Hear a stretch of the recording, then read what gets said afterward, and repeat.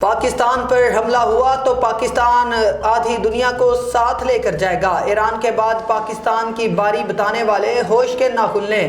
دفاع پاکستان کے vice chairman doctor professor Shakeel Bhatti, عالمی شہرت یافتہ تجزیہ نگار اور دفاع پاکستان کے vice chairman doctor professor Shakeel Bhatti نے میڈیا سے بات کرتے ہوئے کہا کہ امریکہ اور اسرائیل کی ایران کے خلاف جارحیت کے دوران پاکستان دشمن عناصر اس انتہائی مذموم پروپیگنڈا میں مصروف ہیں کہ ایران کے بعد پاکستان کی باری ہے۔ ڈاکٹر صاحب نے کہا کہ پوری دنیا یہ جان لے، بلکہ جانتی ہے کہ اگر کسی نے پاکستان پر حملہ کیا تو پاکستان اکیلا تباہ نہیں ہوگا، آدھی دنیا کو ساتھ لے کر جائے گا۔